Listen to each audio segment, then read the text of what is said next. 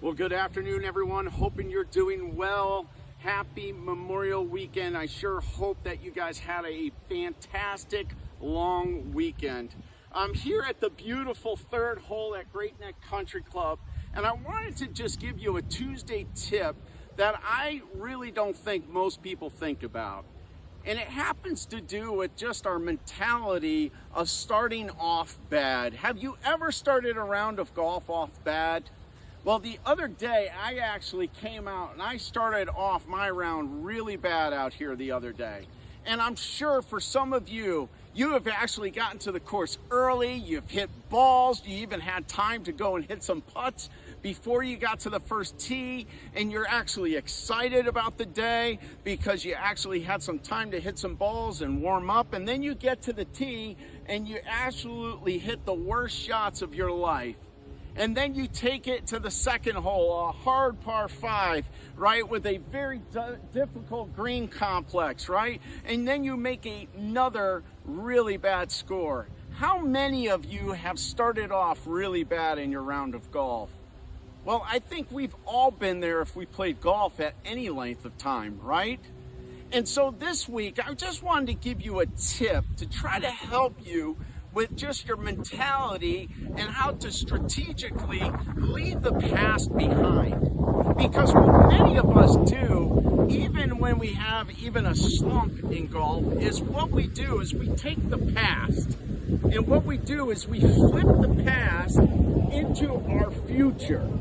So whatever has happened in our past, whether it be a shank or a pull or a slice or whatever it is, we typically take our past and we simply flip it into our future. And what I want to teach you this week, and what I want to give you a tip and encourage you to do this week, is to not take your past and flip it into your future. What I want you to do is actually get up on the third tee and actually look at life a little bit differently. If you started off bad, if you started off triple bogey or quadruple bogey, and you're standing on the third tee and wondering why you even got up and out of bed that day, what I want you to do is think about it this way. What if I were to tell you that the next 16 holes you were going to play the best golf of your life? That you weren't going to miss a golf shot, that you were going to make putt after putt? I wonder how then you would feel even with the first 2 holes being just horrific.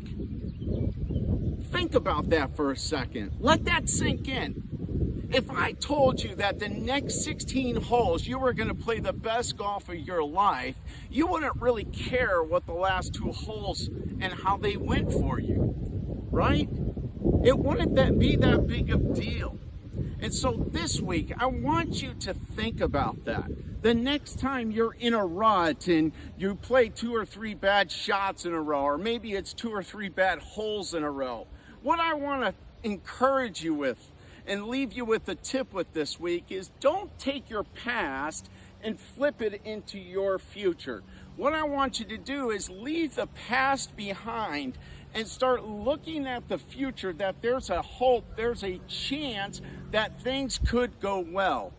And there's little ways, little triggers that can help us with improving our future.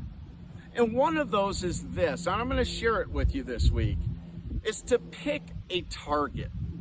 Many times we get out here and when we're playing bad and we're not feeling good, if we just go through the motions instead of trying to play golf.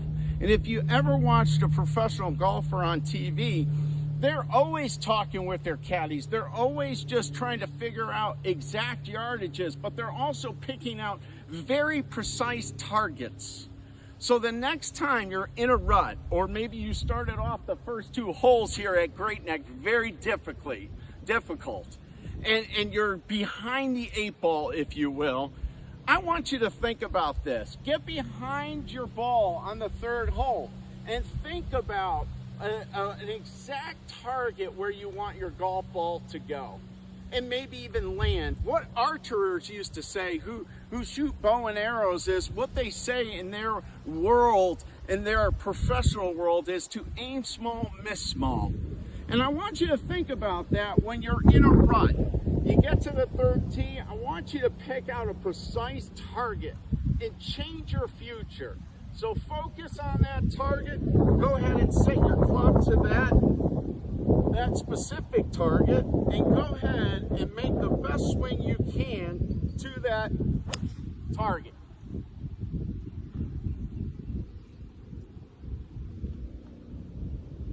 And that's how you hit a really good golf shot and put your past in your past and look to the future, into the hopes and dreams, and hopefully better shots and better scores.